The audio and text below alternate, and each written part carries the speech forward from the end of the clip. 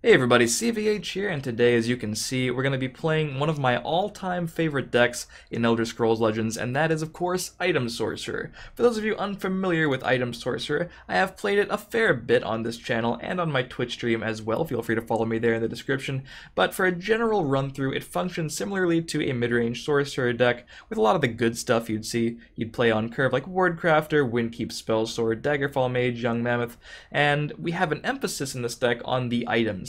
Enchanted Plate, Mace of Encumbrance, Tome of Alteration, and of course the Daggerfall Mages to give us even more tomes, and we use them in conjunction with 3 Gardener of Swords, which duplicate the abilities and give us more stats on the board, and 3 copies of Master of Arms is one of our big mid to late game threats. This card basically functions like a giant blue Triumphant Jarl, recycling the Tome of Alterations against slower control decks, and against similar speed decks or even more aggressive decks. The main thing you want to be recycling is the maces, so you can recycle that Shackle ability, which will allow the deck to race and push those final points of damage. Besides that, you can check past videos for more in-depth discussion of the deck and other card choices that you might not be familiar with, but the deck has been pretty standard for a couple months now.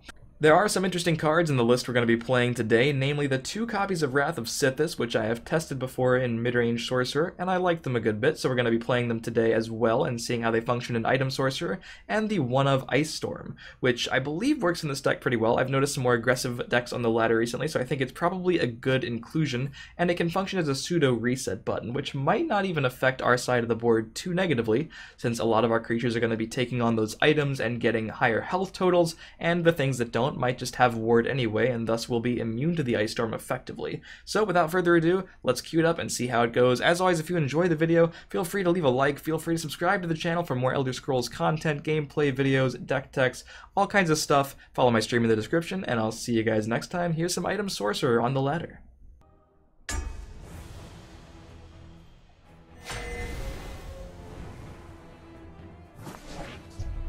Up against an archer, we do not have the ring. The Windkeep Spellsword's a pretty fine 2-drop, obviously. Definitely one of our ideal pickups, and he had to full ship everything, so it's hopefully the case that he doesn't have an insane turn 1 play like Ring into Goblin Skulk.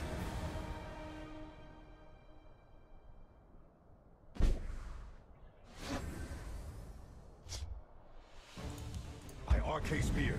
This day will be mine.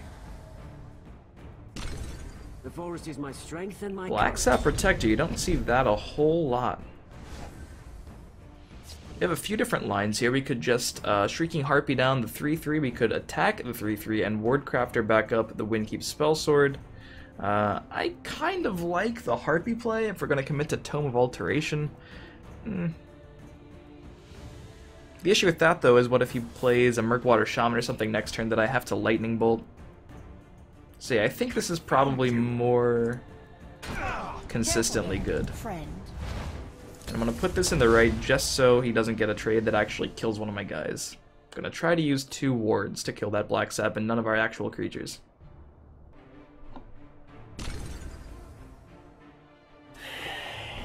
teach you to mess with me. I do not feel forced to Lightning Bolt that. But my only other on-curve play would be Tome, which obviously I can't do because I don't want that to hit me, or 2 Shrieking Harpies, and I don't need to play 2 of them, so one would just kind of be wasted, used as a 2/1. So in this case, I do think I'm going to make the call to play Lightning Bolt here. I think it... we could just save both bolts and just play off-curve with 1 Shrieking Harpy. Also begs the question of, do I want to play into Skaven? If I play into the right, I play into Skaven, but if I play in the left, 1 Rapid Shot and I'll still have to Lightning Bolt. Your blood will spill. You know what, I'm just gonna go with the bolt here. I don't want to be forced to deal with that whereabout next turn, which might be what happens if I go for a Harpy play. Skirmisher's Elixir. Ooh. Wow, this hand is strange. I'm gonna buff the 2/2 over here. I think it helps us against Earthbone Spinner because it would one-shot the Wardcrafter even though it would be buffed, and also gives us a more substantial field lane presence. Your blood will spill. Yeah, I'm gonna attack with this first, I think. I don't know if it actually matters which order I attack in here. Blood will spill. It might though, because if he got the idea to play like a Morkel Gatekeeper in the Shadow Lane, I could trade with it or something. I don't have a whole lot of control though, since I only have 1 creature in each lane there. Close ranks, let nothing through. Speaking of the Gatekeeper, It's like an aggro prophecy archer. This is a really good looking Shadowfen Priest on that Skirmisher's Elixir. That said, it's not dealing too much damage to us at all yet. He hasn't had a good chance to use it. Now we would be trading 1-for-1 with the 4-2 there, which I'm not super inclined to do. We could smack for 2 and go for Daggerfall Harpy maybe? Your blood will spill. Hit a Prophecy. We might have to Lightning Bolt, who knows. Close ranks, let nothing through.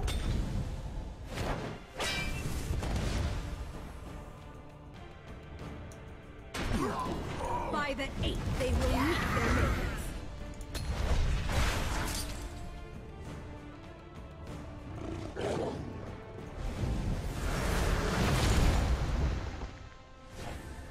So some Unstoppable Rage shenanigans are definitely what he's planning for me. He's also going to be giving it Breakthrough.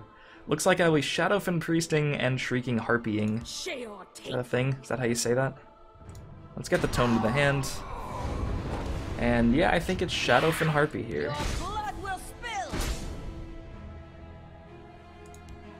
I think I play everything in the right. Even though he does have the Magicka if he wanted to Shadow Shift, Ring, and play Unstoppable Rage. At least we know we're not going to die because it's shackled.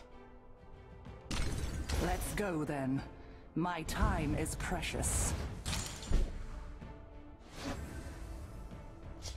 We have 12 on board, if I'm doing the math right. 8, 9, 10, 11, 12, 16 with our hand. So I think let's try to go for it and see what happens. If we whiff, we do have some backup plans. Your blood will spill. Sheol take you. And the prophecy here just doesn't matter. So in this game we kind of functioned like a normal mid-range deck. No real item synergies to speak of. And that's sometimes what happens. It's one of the benefits of the deck is that you just do have really good on-curve plays, a lot of solid options that all the Sorcerer decks seem to have right now. And while the item synergy is nice, you really don't need it every single game. And hey, that was our winning into rank 2, not bad. Battle Beetle.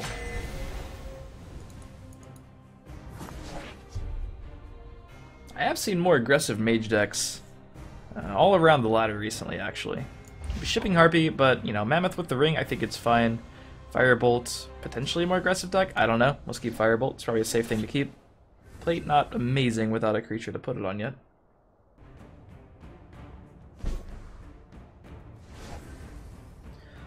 Well, we do get a 2-drop, which we could ring into. I don't really think it's doing a whole lot for us, though. This deck can play a slightly longer game than most mid-range Sorcerer decks, so I'm not feeling too pressured to just get out there and start racing, and wow, Double Mammoth is nuts good. This is the kind of turn 2 to turn 3 we're looking for.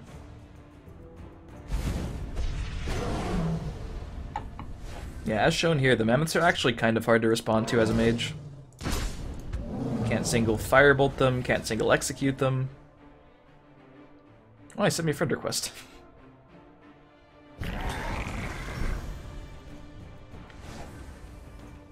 Gardener plus Enchanted Plate is looking really nice for next turn. It could actually just look nice for this turn, too. Yeah, we could just Firebolt, but if we're doing that, we have nothing else really to do except for the plate, so I think we just Gardener Plate and use it to keep this alive.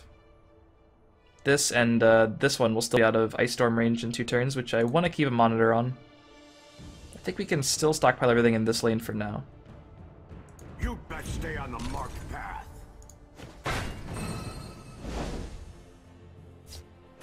And when I said this would be out of Ice Storm range, I lied because I'm bad at thinking through my play. But it's all good. It's all good because he can't even Ice Storm me yet this turn.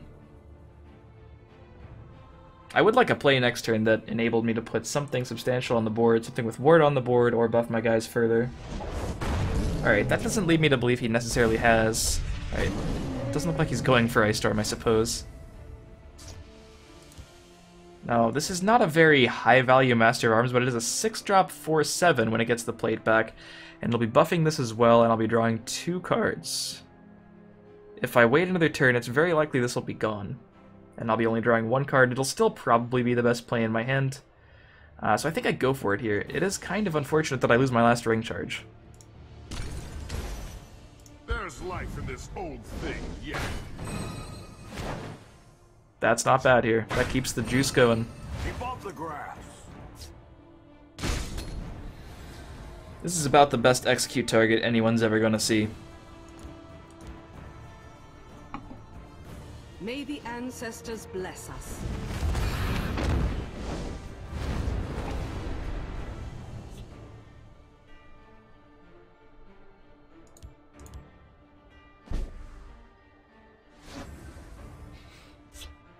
Get triple firebolt that 5/5.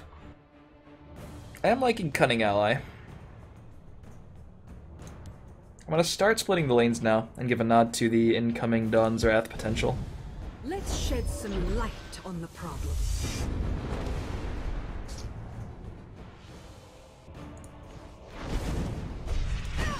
Careful there, friend. Come dance with a master. I'm going to keep it healthy so it doesn't die to any ice storms. You'd have to Lightning Bolt and Crushing Blow it this turn if he wants to kill it, or just Javelin. Javelin is something we could expect. Victory is yours. Oh, I guess that's also fine. It's a difficult board to deal with, to be fair. Well, that game we saw some item synergy.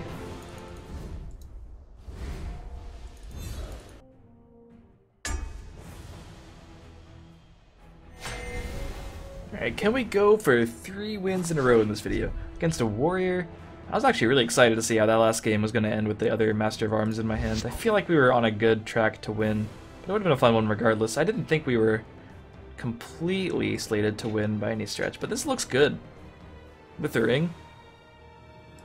He kept 2 cards as well, though. We both probably have pretty good hands. And given that it might be a more aggressive warrior deck, which are slightly more common from what I could see, I am going to start putting some pressure on the board early. Being able to fight for the field lane is pretty powerful. The sweeter the victory. Looks like it's an Orc deck. I think I'll be jamming Mammoth. Your blood will spill. Try this on for size. Huh. Too late for you. Ooh.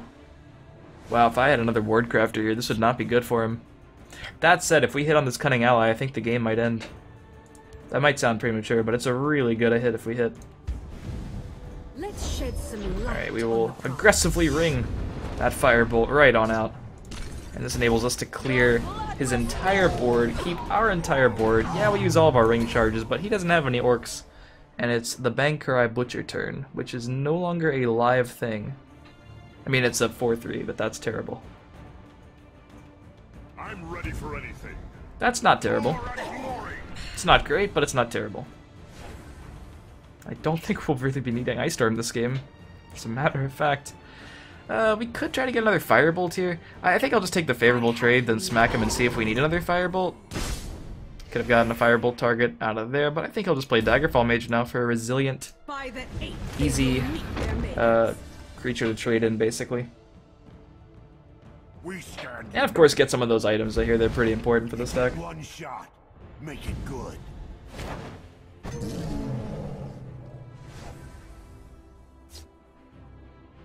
Well, let's smack a couple times, see what happens. Sheol take you. I actually think in this case I'll be smacking with the 3/1 first. I have you now. So Greystone Ravager is something I could trade with the Sheol Daggerfall. take you. Let's shed some light on the problem. We do hit, and probably should just use the Firebolt here.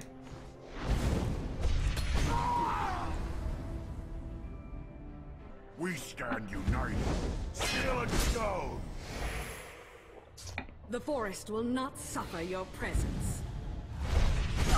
He's going for some removal, he's feeling the pressure, as opposed to getting rid of my Daggerfall Mage. That said, it does open us up to a pretty decent Ice Storm.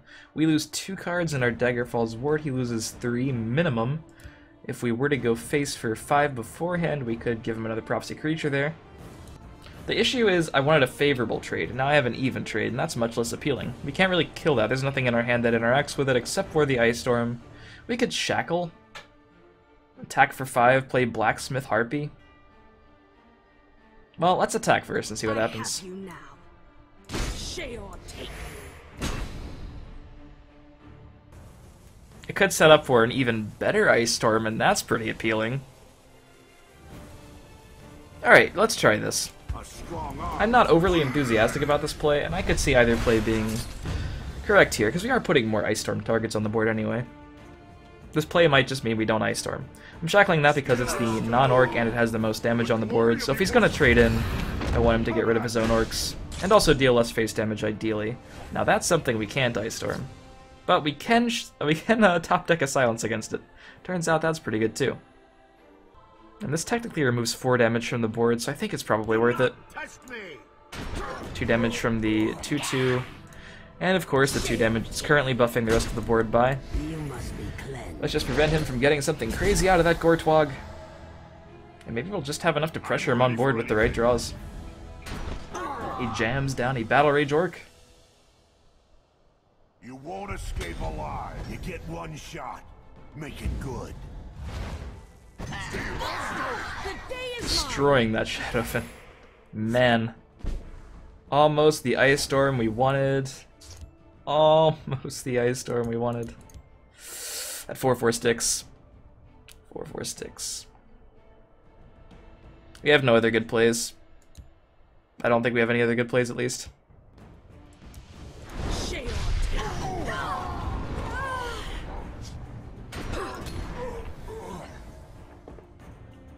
This will have to do. Do you not fear me, mortal?